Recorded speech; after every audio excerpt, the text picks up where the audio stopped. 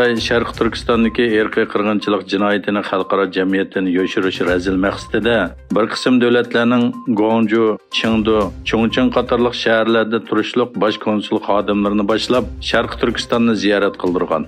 Xitoy xalq to'rining 26 aprildagi xabarda bildirishicha, Xitoy ilgari davom qilib kelayotgan ko'zbo'yamchilik orqali xalqaro jamiyatni aldash maqsadida 24 aprel Braziliya, Kuba, Nepal, Iran, Vyetnam, Kamboja, Senegal, Ekvator, Indoneziya, Burma, Tayland, Uganda, Pakistan, Turkiya qatorliq 14 davlatning Guangzhou, Chengdu, Chongqing qatorliq shaharlarida turishliq bosh konsul xodimlarini Sharq Turkistonning Qashqarni ziyorat qildirgan.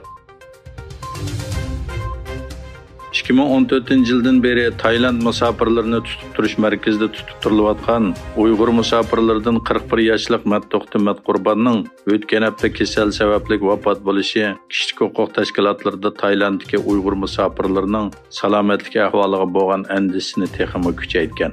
Navbatda kishilik huquq kuzatish tashkilotini o'z ichiga olgan tashkilotlar orqa-orqadan bayonot e'lon qilib, Tayland hukumatidan Uyg'ur musofirlarining turmush sharoitini yaxshilash bilan bir vaqtda ularni tezden muvafiq bir davlatga o'rinlashtirishni talab qilmoqda. Xalqaro Sharq Turkiston tashkilotlar birligidan bir hay'at Anqarada Turkiya uchur aloqa ishlari boshqarmasi tomonidan o'tkazilgan xalqaro strategik uchur aloqa va ofat uchur munbiriga ishtirok qildi. Munbar 25-26 aprel 2 kun davom qilgan bo'lib, munbarga xalqaro Sharq Turkiston tashkilotlar birligiga vakolatan Sharq Turkiston o'limalar birligi a'zosi Nizomiddin Tamkini bilan Sharq Turkiston yangi nasil harakati raisi Abdusalom Taklimakan apandilar ishtirok qilgan. Munbarda asosli bu yil 6 fevral Turkiyaning Qahramonmaraş qatorliq 10 viloyatda yuz bergan yer tavrash ofatlari va uning Turkiyaga ko'rsatgan ta'sirlari tafsili muzokara qilingan.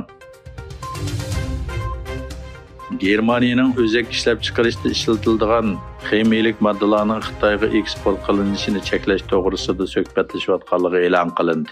Bloombergning bu temaga yaqin manbalarni asos qilgan xabariga qaraganda, bu cheklash bosqichining Germaniya hukumatining yerim o'tkazgich ishlab chiqarish uchun kerakli tovar va mulozimatga erishishni cheklash uchun muzokara qilinayotgan bir yurish tadbirlarining bir qismi ekanligi o'tirg'a qo'yilgan.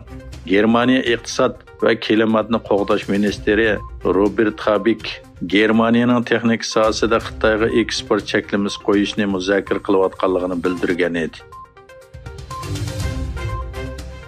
Xitoy O'rta Osiyo boshliqlar yig'ini mayda Xitoyning Shanshe o'lkasining markazi Shiyanda o'tkaziladi ekan.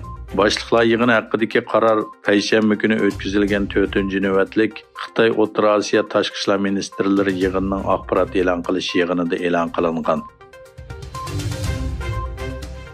Sudan tashqi ishlar ministrligi armiya bilan to'qnashayotgan qurolli kuchlarni isyonchilar deb atadi va ular bilan suhbatlashmaydiganligini bildirdi. Yana bir tarafdan Sudan Səhiyyə Ministerligi 15 aprel boshlangan armiya bilan qurolli guruhlar o'rtasidagi to'qnashda 512 kishining qazo qilganligini, 4193 kishining yaralanganligini e'lon qildi.